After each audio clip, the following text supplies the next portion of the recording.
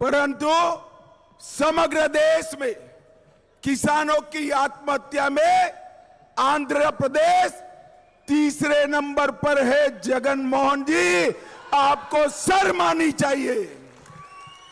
జగన్మోహన్ రెడ్డి గారి ప్రభుత్వం, జగన్మోహన్ రెడ్డి ప్రభుత్వం దేశంలోనే 3వ స్థానంలో ఆంధ్రప్రదేశ్ రైతుల ఆత్మహత్య విషయంలో ఉన్నది। ఈ ప్రభుత్వానికి సిగ్గు రావాలి అని చెప్తున్నాను। मोदी जी ने 9 वर्ष में देश के 70 करोड़ गरीबों के लिए ढेर सारे काम किए हैं। हर गरीब को पक्का घर देने का काम देश के प्रधानमंत्री नरेंद्र मोदी जी ने किया है। 9 సంవత్సరాల్లో 70 కోట్ల మంది పేదల కోసం నరేంద్ర మోదీ ప్రభుత్వం పనిచేసింది। అనేక అభివృద్ధి, అనేక వెల్ఫేర్ కార్యక్రమాలు చేపట్టడం జరిగింది। పక్కా ఇళ్ళని ఇవ్వటం జరిగింది। देश में 9 करोड़ गरीबों को और 13 करोड़ लोगों को गैस का सिलेंडर देने का काम नरेंद्र मोदी सरकार ने किया है। దేశంలో 9 కోట్ల మంది పేదలకు 13 కోట్ల ఉచిత సిలిండర్లను ఇవ్వటం జరిగింది ఉజ్వల పథకం కింద। देश के 11 करोड़ किसानों को हर साल 6,000 रुपया मोदी जी दिल्ली से भेजते हैं। 11 కోట్ల మంది రైతులకు దేశవ్యాప్తంగా ప్రతి సంవత్సరం నరేంద్ర మోదీ గారు డైరెక్ట్ గా 6,000 రూపాయలని ప్రతి ఒక్కరికి పంపిస్తున్నారు। और जगनमोहन जी, मोदी जी के ये रुपये को रायतू भरोसा स्कीम का नाम देकर किसानों को देने का काम करते हैं। మోదీ గారు ఇచ్చేటువంటి ఈ డబ్బుని రైతు భరోసా పేరుతో నేనిస్తున్నానని చెప్పి జగన్మోహన్ రెడ్డి మభ్యపెడుతున్నారు। मित्रों, मोदी जी ने 10 करोड़ से ज्यादा गरीबों के घर में आजादी के 70 साल के बाद पहली बार शौचालय पहुंचाने का काम नरेंद्र मोदी जी ने किया है। దేశ స్వాతంత్రం వచ్చిన తర్వాత 10 కోట్ల కంటే ఎక్కువ ఇళ్లలో మొదటిసారిగా మరుగుదొడ్డి సదుపాయం మోదీ గారి ప్రభుత్వం ఇవ్వటం జరిగింది।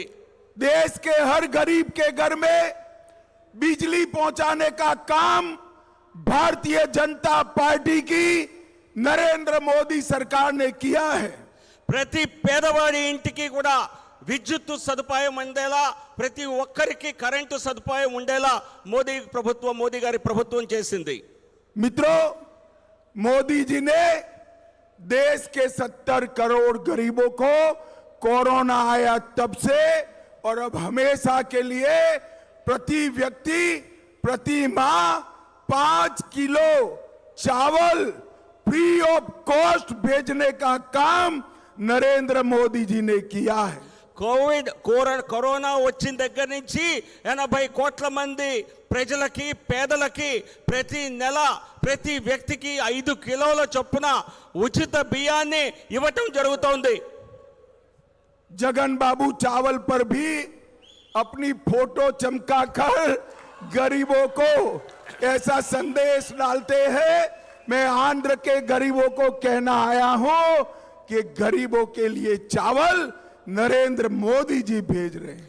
పేదలకి నరేంద్ర మోదీ గారి ప్రభుత్వం ఉచితంగా బియ్యాన్ని ఇస్తుంటే దానిపైన కూడా తన ఫోటోను వేసుకునేటువంటి పని జగన్మోహన్ రెడ్డి చేస్తున్నారు। ఇది కేంద్ర ప్రభుత్వం, మోదీ గారి ప్రభుత్వం ఇచ్చేదని చెప్తున్నాను। नरेंद्र मोदी जी ने देश के 70 करोड़ गरीबों को 5 लाख तक का स्वास्थ्य का पूरा खर्चा फ्री ऑफ कॉस्ट कर दिया है। 70 దేశవ్యాప్తంగా పేదలకి 5 లక్షల రూపాయల వరకు ఉచిత బీమా సౌకర్యాన్ని ఇవ్వటం జరుగుతోంది మోదీ గారి ప్రభుత్వం ద్వారా। मोदी जी ने पैडी का रेट एमएसपी 1400 रुपये से 2060 रुपये तक पहुंचाने का काम किया है। రైతులకు ఇచ్చేటువంటి కనీస మద్దతు ధరని 1400 నుంచి 2060 రూపాయలు ప్రతి క్వింటాల్కి పెంచడం జరిగింది। और मुझे बताओ वाइजेग वालों, आप सभी को कोरोना का दोनों वैक्सीनेशन लग गया है या नहीं लग गया है? అందరికీ అర్థమైంది. हाथ ऊपर कर कर बताओ, लग चुका है ना? 2 వ్యాక్సిన్లు వేసిన వాళ్ళందరూ చేయెత్తి చూపించండి. Corona vaccine. किसी को 25 पैसा भी देना पड़ा है क्या? मोदी जी ने कॉफी पिलाकर आपके मोबाइल पर सर्टिफिकेट वैक्सीनेशन का भेजा या नहीं भेजा? मोदी जी ने 230 करोड़ से ज्यादा वैक्सीनेशन देकर भारत को कोरोना से सुरक्षित करने का काम नरेंद्र मोदी जी ने किया है. దేశవ్యాప్తంగా 230 కోట్ల కోవిడ్ వ్యాక్సిన్లని ఉచితంగా ఇచ్చి దేశ ప్రజలకి సురక్ష ఒక రకంగా కోవిడ్ నుంచి రక్షించడం జరిగింది. మీ అందరికీ 2 డోసులు పడ్డాయి కదా అని మిమ్మల్ని అడిగారు. మీ అందరూ చేయెత్తారు. ఎవరు పావలా కూడా ఇవ్వకుండా, ఏ ఖర్చు లేకుండా ఉచితంగా కాఫీ కూడా తాగి సర్టిఫికేట్ మొబైల్స్ పైనే ప్రభుత్వం నుంచి పొందడం జరిగింది. अपना ये वाइजैक जगन जी के शासन में वाइजैक असामाजिक तत्वों का अड्डा बना हुआ है. వైజాగ్ సమాజంలో కొన్ని విరోధ శక్తులకి అడ్డాలాగా మారింది. भूमि घोटाला, रेत खनन घोटाला, नस्ली दवाओं का व्यापार, ये सारे खुलेआम सत्ताधारी पार्टी के लोग कर रहे हैं. ఇక్కడ ప్రభుత్వంలో ఉన్నటువంటి పార్టీ వైసీపీ నాయకుల ద్వారా ఇక్కడ భూమాఫియా, భూదందా జరుగుతోంది. మైనింగ్ స్కామ్స్ జరుగుతున్నాయి. ఈవెన్ ఫార్మాస్యూటికల్ మందులలో కూడా కల్తీ మందులు, దానిలో కూడా తప్పులు జరుగుతున్నాయి. मित्रों, मोदी जी ने इन 9 साल में आंध्र प्रदेश के लिए ढेर सारे काम किए हैं. గత 9 సంవత్సరాల్లో నరేంద్ర మోదీ గారు ఆంధ్రప్రదేశ్ కోసం అనేక పనులు చేయటం జరిగింది. मैं आपको बताना चाहता हूं, 2009 से 14 में यूपीए सरकार में टोटल टैक्स डिवोल्यूशन और grant in aid Andhra Pradesh को 78,000 करोड़ रुपया मिलता था. 2009 నుంచి 2014 వరకు కాంగ్రెస్ ప్రభుత్వం యూపీఏ అధికారంలో ఉన్నప్పుడు ఆంధ్రప్రదేశ్కి కేవలం 78,000 కోట్లని ట్యాక్సెస్ రూపంలో, డివల్యూషన్ రూపంలో, అలాగే గ్రాంట్స్ ఇన్ ఎయిడ్ రూపంలో ఇవ్వటం జరిగింది. भारतीय जनता पार्टी की मोदी सरकार बनने के बाद 78,000 करोड़ से बढ़ाकर 2,30,000 करोड़ रुपया आंध्र प्रदेश के विकास के लिए भेजा है. మోదీ గారి ప్రభుత్వం వచ్చాక 2,70,000 కోట్లని 2014-19 5 సంవత్సరాల్లో ఇవ్వటం జరిగింది. అంటే 78,000 నుంచి పెరిగి 2,30,000 కోట్లకు పెరిగింది. मैं आपको पूछना चाहता हूं, 2,30,000 करोड़ सिर्फ 5 साल में, 10 साल में इसकी हिसाब से 5 लाख करोड़ रुपया मोदी जी ने भेजा है. आंध्र प्रदेश में विकास हुआ है भैया? जरा जोर से बोलिए, हुआ है क्या? ఇంత ये पैसा कहां गया? कहां गया? जगन बाबू की कैडर के भ्रष्टाचार के बलि चढ़ गया है. 2009 నుంచి 14 ఇచ్చిన దానికంటే మా ప్రభుత్వం వచ్చిన తర్వాత 2,30,000 ఇచ్చారు. అంటే 9 సంవత్సరాల్లో, ఈ 10 సంవత్సరాల్లో సుమారుగా 10 లక్షల కోట్లు ఇస్తే ఆ అభివృద్ధి మీకు కనిపిస్తోందా? ఆ డబ్బంతా ఎక్కడికి పోయింది? జగన్మోహన్ రెడ్డి ప్రభుత్వంలో విస్తృత అవినీతి జరుగుతోంది. ये 9 वर्ष में आंध्र प्रदेश के अंदर पहले 4,000 किलोमीटर नेशनल हाईवे था, वो 9,000 किलोमीटर तक पहुंचाने का काम नरेंद्र मोदी जी ने किया है. మా ప్రభుత్వం వచ్చి 2014లో 4,000 మాత్రమే, 4,000 సుమారు ఉన్నటువంటి జాతీయ రహదారులు ఇప్పుడు సుమారు 9,000 కిలోమీటర్ల పొడవు జాతీయ రహదారులు ఏర్పాటు చేయడం జరిగింది. और ये हाईवे बनाने में करीब करीब 3 लाख करोड़ रुपया खर्च नरेंद्र मोदी सरकार ने किया है। ఈ జాతీయ రహదారుల నిర్మాణం కోసం కేంద్ర ప్రభుత్వం మోదీ ప్రభుత్వం దాదాపుగా 3 లక్షల కోట్లని వ్యయం చేయటం జరిగింది। सागरमाला योजना में आंध्र प्रदेश को ये 3 लाख करोड़ के अलावे 85,000 करोड़ रुपया अलग से दिया गया है। ఈ సాగర్మాల పథకం కింద ఏదైతే జాతీయ రహదారులపై పెట్టినటువంటి 3 లక్షల కోట్ల కంటే అదనంగా 85,000 కోట్లని ఖర్చు చేయటం జరిగింది। 2 वंदे भारत ट्रेन सिकंदराबाद से विशाखापट्टनम और सिकंदराबाद से तिरुपति आंध्र प्रदेश को देने का काम नरेंद्र मोदी सरकार ने किया है। ఆంధ్రప్రదేశ్ ప్రజలకు 2 వందే భారత్ రైళ్లని నరేంద్ర మోదీ గారి ప్రభుత్వం ఇవ్వటం జరిగింది। ఒకటి సికింద్రాబాద్ నుంచి విశాఖపట్నానికి, మరొకటి సికింద్రాబాద్ నుంచి తిరుపతికి। 450 करोड़ रुपया खर्च कर अपना वाइजैक रेलवे स्टेशन भव्य बनाने का काम नरेंद्र मोदी सरकार ने शुरू किया है। వైజాగ్ రైల్వే స్టేషన్ 450 కోట్ల రూపాయల ఖర్చుతో దీన్ని భవ్య రైల్వే స్టేషన్ గా నూతనంగా నిర్మాణం చేయటం జరుగుతోంది మోదీ గారి ప్రభుత్వం ద్వారా। कडप्पा एयरपोर्ट को रिवाइव करने का काम नरेंद्र मोदी सरकार ने किया है। కడప ఎయిర్పోర్ట్ ని పునఃస్థాపితం చేసింది నరేంద్ర మోదీ ప్రభుత్వం। कर्नूल एयरपोर्ट का ऑपरेशन शुरू हो चुका है। కర్నూలులో కూడా ఎయిర్పోర్ట్ కొత్త ఎయిర్పోర్ట్ ని ప్రారంభించడం జరిగింది ఈ సమయంలోనే। यहां पर वायुसेना का एयरपोर्ट था। नए भोगापुरम एयरपोर्ट को नरेंद्र मोदी सरकार ने मंजूर कर दिया है। ఇక్కడ నేవల్ ఎయిర్పోర్ట్ ఉన్నది, కానీ కొత్త ఎయిర్పోర్ట్ ని భోగాపురం ఎయిర్పోర్ట్ నిర్మాణం కోసం కేంద్ర ప్రభుత్వం కావాల్సినటువంటి అన్ని మంజూరీలు ఇవ్వటం జరిగింది, అన్ని అప్రూవల్స్ ఇవ్వటం జరిగింది। काकीनाडा, विशाखापट्टनम, तिरुपति, अमरावती उसको स्मार्ट सिटी के रूप में विकसित किया जा रहा है। విశాఖపట్నం, కాకినాడ, తిరుపతి, అమరావతి నగరాలని స్మార్ట్ సిటీ నగరాలుగా కేంద్ర ప్రభుత్వ నిధులతో అభివృద్ధి చేస్తోంది। विशाखापट्टनम और अनंतपुर में 2 मल्टीपर्पज लॉजिस्टिक पार्क बनाए जा रहे हैं।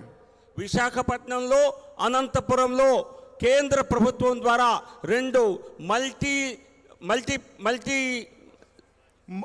मल्टीपर्पज लॉजिस्टिक पार्क्स बनाया जा रहा है, చేయటం జరుగుతోంది। ढेर सारी केंद्र सरकार के संस्थानों को आंध्र प्रदेश में लगाया गया है। అనేక కేంద్ర ప్రభుత్వ విద్యా సంస్థల్ని ఆంధ్రప్రదేశ్ లో పెట్టడం జరిగింది। तिरुपति में IIT, विशाखापट्टनम में IIM, मंगलगिरी में एम्स, टडेपल्ली गुदम में NIT, IIIT Shri city, IISER Tirupati, central university Anantapur, tribal university Vizianagaram, institute of foreign trade Kakinada और 3 नए मेडिकल कॉलेज नरेंद्र मोदी सरकार ने दिए हैं। ఈ విద్యా సంస్థల్లో IIT Tirupati, Indian institute of management Visakhapatnam, AIIMS Mangalagiri, NIT national institute of technology Tadepalligudem, IIIT Sri City Tirupati, అలాగే central university Anantapuram, tribal university Vizianagaram, అలాగే 3 మెడికల్ కాలేజెస్ని కూడా మరి కేంద్ర ప్రభుత్వం ఆంధ్రప్రదేశ్కు మంజూరు చేయటం జరిగింది। काकीनाडा में एक ड्रग पार्क देने का काम भी नरेंद्र मोदी सरकार ने किया है। కేంద్ర ప్రభుత్వం ద్వారా కాకినాడలో బల్క్ డ్రగ్ పార్క్ నిర్మాణానికి కూడా మంజూరీ చేయటం జరిగింది। मुझे एक बात बताइए भाइयों बहनों, ये कश्मीर हमारा है या नहीं है? जरा जोर से बोलिए, कश्मीर हमारा है या नहीं है? धारा 370 हटनी चाहिए थी या नहीं हटनी चाहिए थी?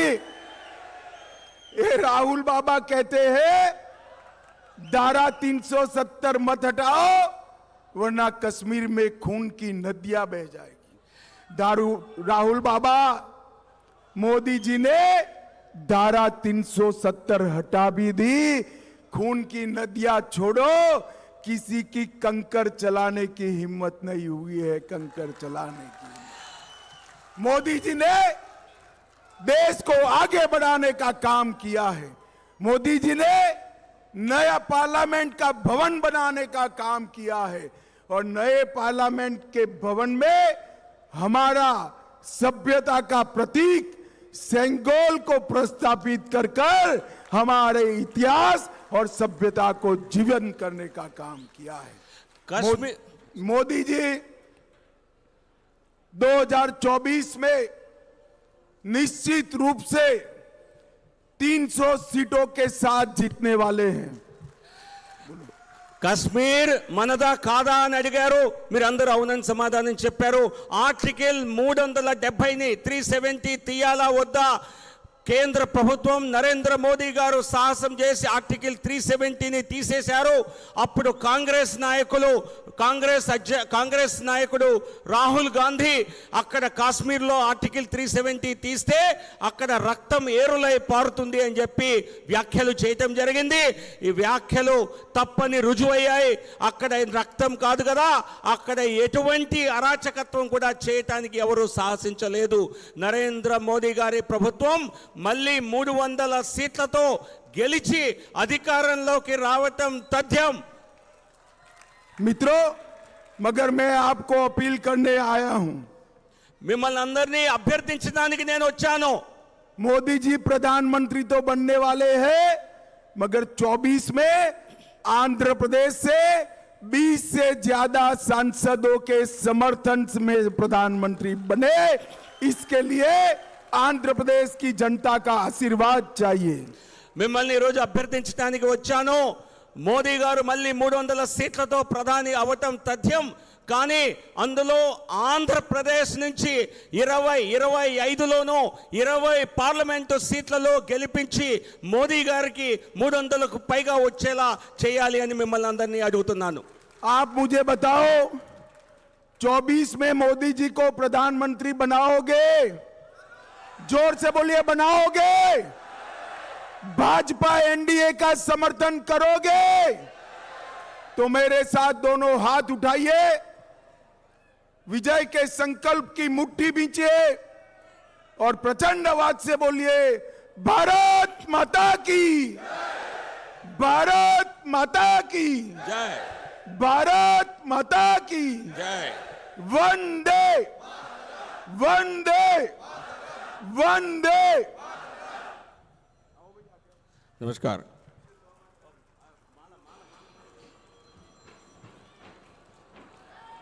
भारत माता की, भारत माता की. ఈనాటి కార్యక్రమ ముఖ్య అతిథి కేంద్ర హోంమంత్రి వర్యులు శ్రీ అమిత్ షా గారికి, అలాగే ఈనాటి కార్యక్రమ మరొక ముఖ్య అతిథి రాష్ట్ర అధ్యక్షులు శ్రీ సోము వీర్రాజు గారికి, విశాఖ జిల్లా అధ్యక్షులు రవీంద్ర మేడపాటి గారికి, అలాగే ఆంధ్రప్రదేశ్ ఇన్ఛార్జి శ్రీ మురళీధరన్ జీ గారికి, కేంద్ర జాతీయ ప్రధాన కార్యదర్శి శ్రీమతి పురంధేశ్వరి గారికి, జాతీయ కార్యదర్శి శ్రీ సత్యకుమార్ గారికి, అలాగే మాజీ మంత్రివర్యులు ఎన్